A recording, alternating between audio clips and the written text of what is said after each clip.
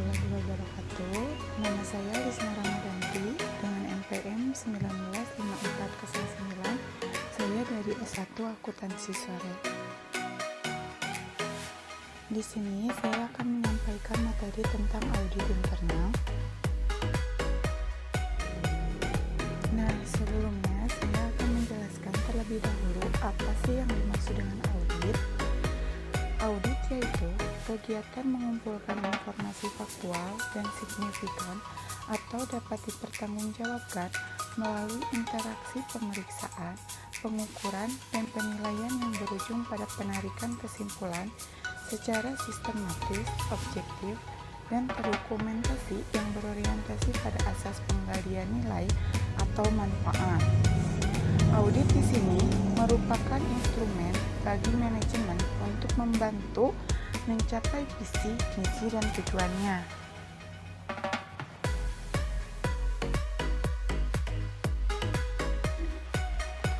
Dan yang selanjutnya, apa sih audit internal itu?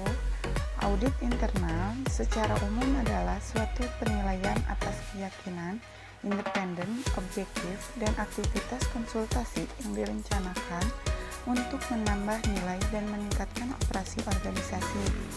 Organisasi ini membantu mencapai tujuannya dengan membawa pendekatan yang sistematis dan disiplin untuk mengevaluasi dan meningkatkan efektivitas proses manajemen risiko, pengendalian, dan tata kelola. Audit di sini juga merupakan katalis untuk meningkatkan efektivitas organisasi dan efisien dengan memberikan wawasan dan rekomendasi berdasarkan analisis dan penilaian data dan proses bisnis.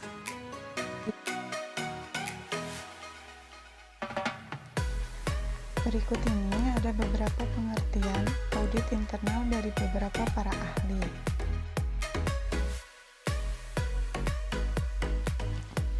Yang pertama, menurut Sukirno Agus pada tahun 2004, audit internal atau pemeriksa internal adalah pemeriksaan yang dilakukan oleh bagian internal audit perusahaan, baik terhadap laporan keuangan dan catatan akuntansi perusahaan maupun ketaatan terhadap kebijakan manajemen puncak yang telah ditentukan dan ketaatan terhadap peraturan pemerintahan dan ketentuan-ketentuan dari ikatan profesi yang berlaku. Peraturan pemerintahan misalnya peraturan di bidang perpajakan, pasar modal, lingkungan hidup, perbankan, perindustrian, investasi, dan lain-lainnya. Nah, di sini ada ketentuan-ketentuan dari ikatan profesi misalnya standar akuntansi keuangan.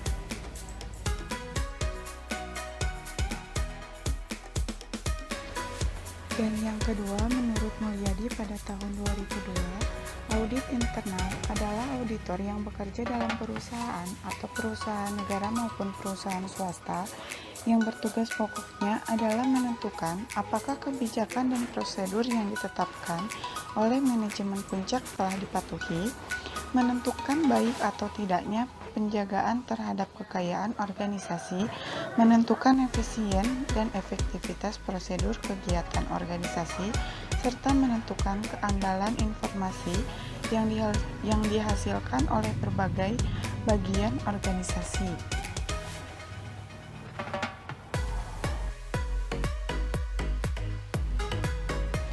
Dan di sini juga ada audit internal menurut IIA atau Institute of Internal Audit yang dikutip oleh Baiten pada tahun 2001. Audit internal adalah aktivitas independen, keyakinan objektif, dan konsultasi yang direncanakan untuk menambah nilai dan meningkatkan operasi organisasi. Audit internal ini membantu organisasi mencapai tujuannya dengan melakukan pendekatan sistematis dan disiplin untuk mengevaluasi dan meningkatkan efektivitas manajemen risiko, pengendalian, dan proses tata kelola.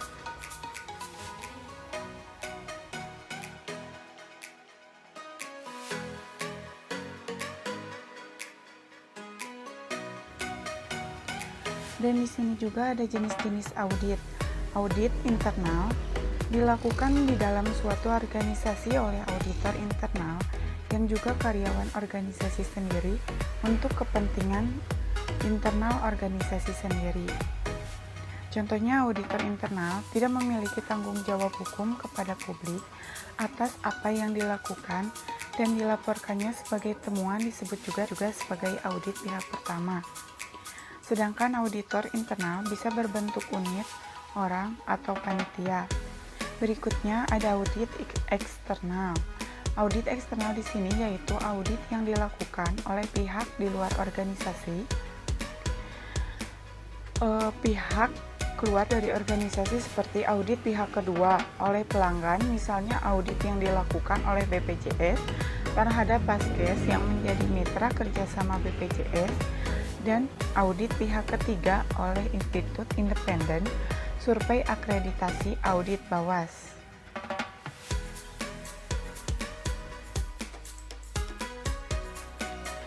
Dan tujuan audit internal di sini yaitu membantu menyelesaikan permasalahan organisasi dalam rangka meningkatkan mutu dan kinerja organisasi.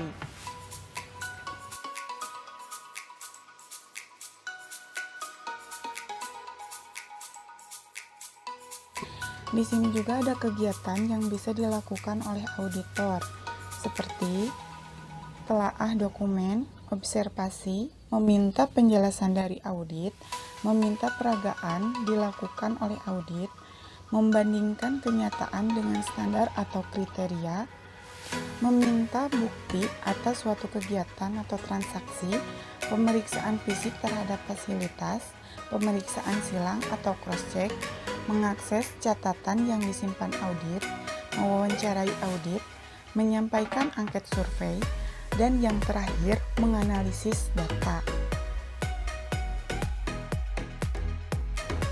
Di sini juga ada manfaat audit internal, benefit of audit.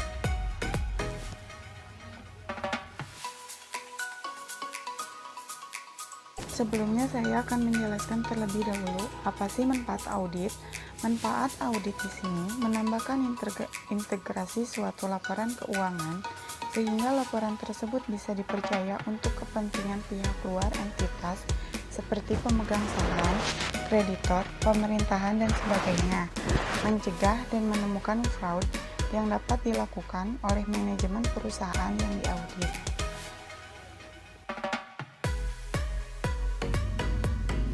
Di sini juga ada manfaat bagi auditor, proses pembelajaran dan pertumbuhan. Sedangkan bagi pucuk pimpinan, referensi dalam membuat keputusan yaitu mengambil atau merubah kebijakan agar lebih sesuai dengan perencanaan organisasi jangka panjang. Bagi unit operasional, mengidentifikasi dan memahami permasalahan yang ada dalam organisasi secara keseluruhan ataupun secara spesifik pada unit organisasi sehingga dapat mengambil langkah-langkah perbaikan.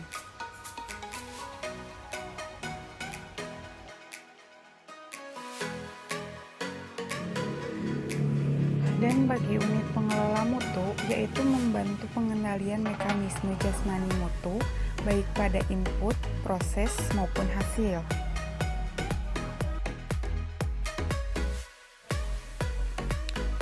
Bagi karyawan, proses pembelajaran dan pertumbuhan serta pembangunan budaya organisasi seperti budaya mutu, budaya taat prosedur, budaya perbaikan, budaya kerja sistematis.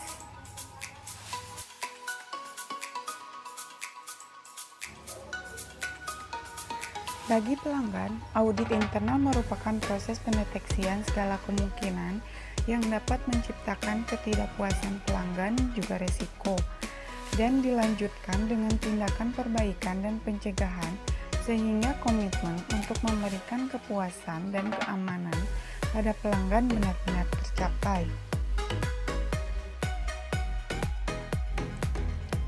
Sedangkan bagi rekanan, yaitu feedback atau memberi umpan balik terhadap kinerja rekanan. Di sini juga ada peran dan kompetensi auditor internal.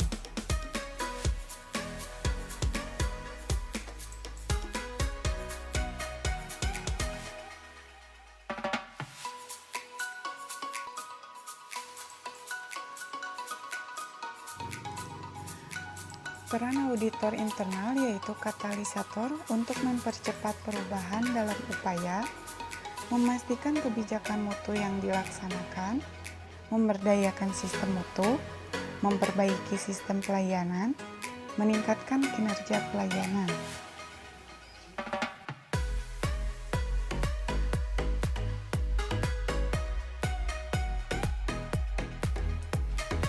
Di sini juga ada beberapa peran yang dapat dibawakan oleh auditor internal, yaitu yang pertama peran sebagai pemecah masalah. Pemecah masalah di sini, auditor internal harus mampu menggunakan metode pemecah masalah yang rasional. Dan yang berikutnya, temuan yang ada dari pelaksanaan audit bisa menjurus pada timbulnya konflik bila seorang auditor kurang mampu menyelesaikan dengan baik. Nah, dari penjelasan teori dan paparan di atas dapat disimpulkan bahwa audit internal mempunyai peranan yang sangat penting dalam mencapai tujuan organisasi yang telah ditentukan. Tanpa keberadaan auditor internal, perbaikan sistem sulit untuk dicapai, karena sistem akan berjalan apa adanya tanpa adanya upaya untuk melakukan evaluasi.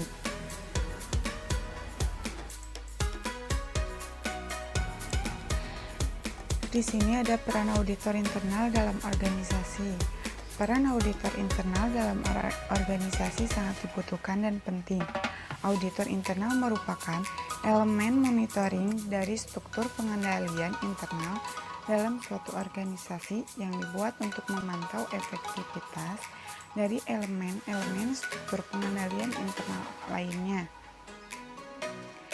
Dan menurut Sauer, pada tahun 2008, auditor internal memberikan informasi yang diperlukan manajer dalam menjalankan tanggung jawab secara efektif.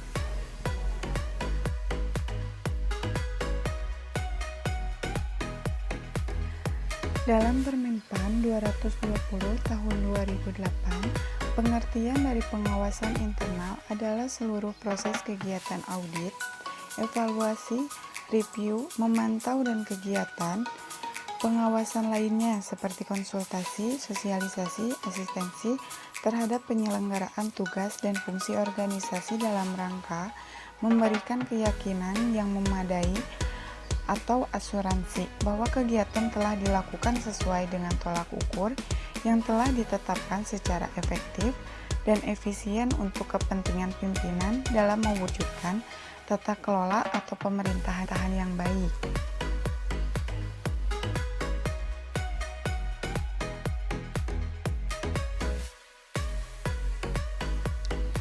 Selanjutnya, kompetensi apa sih yang perlu dimiliki oleh seorang auditor internal? Yang pertama, keterampilan komunikasi termasuk komunikasi lisan, penulisan laporan, dan keterampilan presentasi. Yang kedua, keterampilan memecahkan masalah, misalnya pemikiran konseptual dan analitis. Yang ketiga, mampu untuk mempromosikan nilai audit internal di antara karyawan kunci dalam organisasi. Yang keempat, mengikuti perkembangan perubahan peraturan dan standar industri. Yang kelima, pengetahuan dalam audit seperti standar audit internal dan standar etika profesional. Dan yang terakhir, pengetahuan dalam manajemen risiko perusahaan, misalnya analisis risiko dan penilaian kontrol.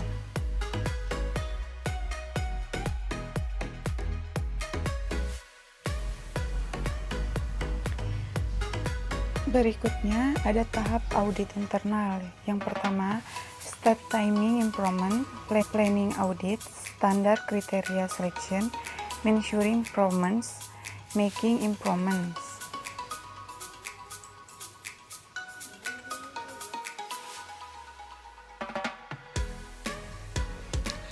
Nah, tahap yang pertama yaitu menyusun rencana audit, menentukan unit-unit kerja yang akan diaudit, tujuan audit, jadwal audit, dan menyiapkan instrumen audit.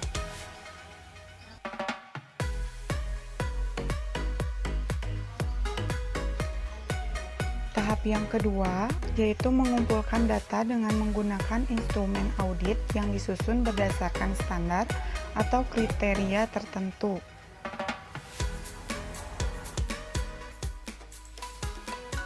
Sedangkan tahap yang ketiga yaitu analisis data audit, perumusan masalah, prioritas masalah, dan rencana tindak lanjut audit.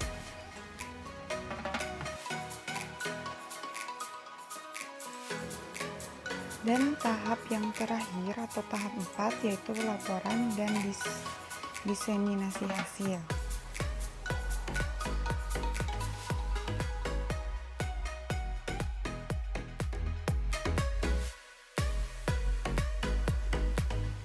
Nah, di sini juga ada perencanaan audit internal. Yang pertama, tujuan audit internal contohnya melakukan penilaian kinerja dibandingkan standar kinerja. Yang kedua, lingkup audit, yaitu menjelaskan unit kerja yang akan diaudit. Yang ketiga, objek audit, apa saja yang perlu diaudit. Yang keempat, menetapkan kriteria yang akan digunakan. Yang kelima, alokasi waktu, yaitu berapa lama yang akan dilakukan oleh audit. Dan yang keenam, metode audit, yaitu komunikasi interaksi secara langsung, metode survei, dan sebagainya. Yang ketujuh, persiapan audit atau persiapan auditor menetapkan kriteria audit, penyusunan instrumen audit. Dan yang terakhir, laporan hasil audit yang memperhatikan format laporan.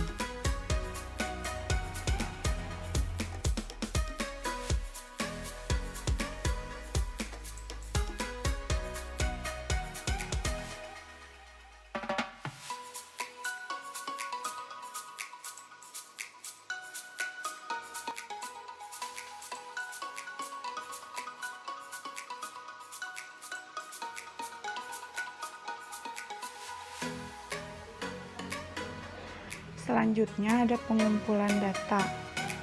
Pengumpulan data pada pelaksanaan audit dilakukan dengan metode mengamati proses pelaksanaan kegiatan, meminta penjelasan atau mewawancarai pada audit, meminta peragaan oleh audit, pemeriksaan dan menelaah dokumen, memeriksa dengan menggunakan daftar tilik, mencari bukti-bukti, melakukan pemeriksaan silang, mencari informasi dari sumber luar, menganalisis data dan informasi, menarik kesimpulan, dan yang terakhir, memberikan rekomendasi. Untuk bisa mengumpulkan data dengan baik, maka perlu disusun instrumen pengumpulan data.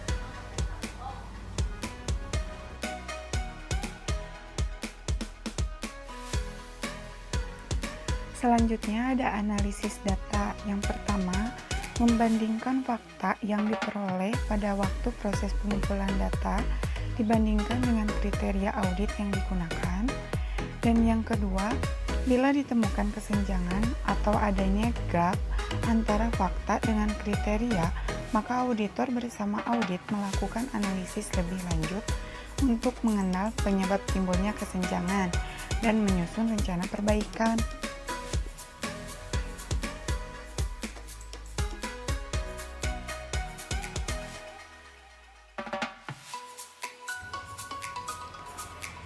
Dan di sini ada studi kasus, tindak lanjut audit. Yang pertama, unit yang diaudit wajib melakukan tindak lanjut terhadap temuan audit dalam bentuk upaya-upaya perbaikan. Yang kedua, setelah memperoleh laporan audit, audit harus mempelajari laporan audit sebagai dasar menyusun rencana perbaikan. Yang ketiga, rencana perbaikan disusun dengan batas waktu yang jelas. Yang keempat, pada saat pelaksanaan kegiatan perbaikan, auditor dapat melakukan monitoring. Dan yang kelima, auditor internal wajib menyampaikan hasil-hasil audit pada saat pertemuan tinjauan manajemen. Dan yang terakhir, hasil perbaikan wajib dilaporkan kepada Kepala Puskesmas atau FKTP dengan disampaikan tembusan kepada auditor internal apabila itu terjadi kepada Paskes.